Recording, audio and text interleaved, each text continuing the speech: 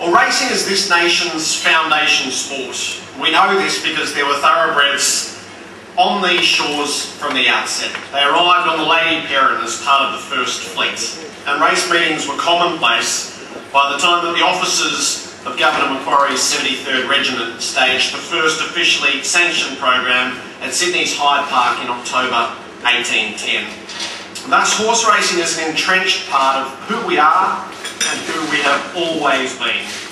And so it's come to pass that every major town would have three common landmarks: the War Memorial, the pub and the racecourse. And every town with a racecourse would stage a local cup as a touchstone for the community, bound together by commonality, by passion and by excitement.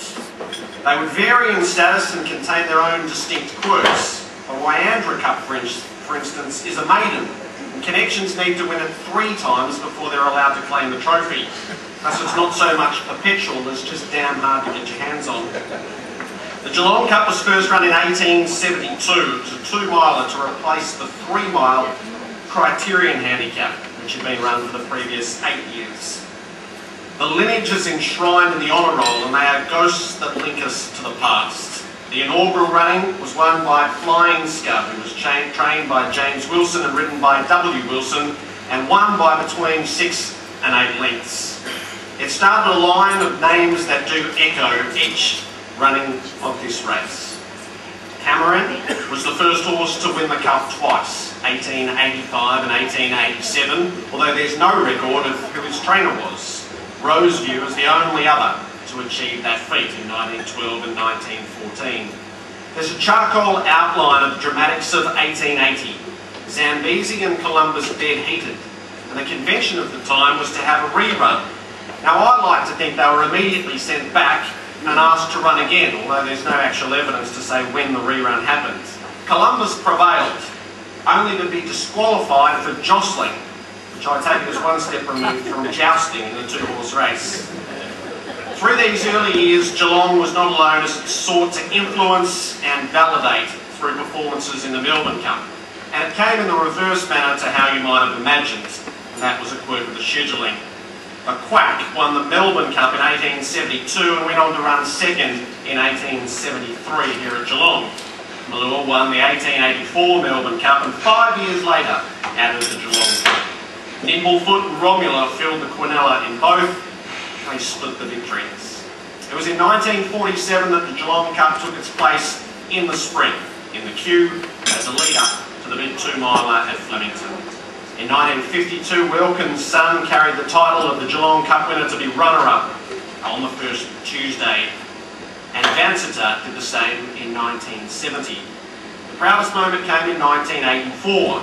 Shagamar and Black Knight fought out the Geelong Cup, and they fought out the Melbourne Cup, reversing the order at Flemington. That was immediately franked the following year when Corrie May won the Geelong Cup, was touched out only by What a Nuisance in the Melbourne Cup. So the Geelong Cup had found its place. The winner would carry on to Flemington, and from time to time they would pop up and be prominent. It was an honourable place. It was just off Broadway, if you will. And so it might have remained for the decades to come, had it not been for an unforeseen influence. In 2002, Dermot Will dispatched his second stringer, his stablemate, the travelling companion, to his champion Vinnie Rowe, to see if he could get backup, a reinforcement into the Melbourne Cup. He was a lovely chestnut with vaguely reasonable form. He strode into Geelong on a hot afternoon, and this was an oddity. And don't let the blur of hindsight colour this. Media Puzzle ran at $8, and honestly nobody really knew what to make of it, except perhaps Dave Phillips and Damien Oliver. And the best scene out of the movie, The Cup, is Dermot Will depicted on his couch at the Curragh, aghast as plans counter to his own instructions were cooked up by a foreman and a jockey. And Media Puzzle, instead of being dropped out the back of the race for one last sprint, was prominent and wide and commanding the race and utterly dominant in the straight. It was a performance that had to be seen to be believed, and Will hadn't seen it. And right up until Cup Eve, he was absolutely adamant that Vinnie Rowe would beat Media Puzzle wherever they finished. We all knew who the cup winner was, because we'd seen him here at Geelong. And so the race was recast. She's Archie, Jasmine and Honor-Jeune. The transformation was completed in 2008. A little grey with a nose just a little too short, named Bauer, and it was Oliver again.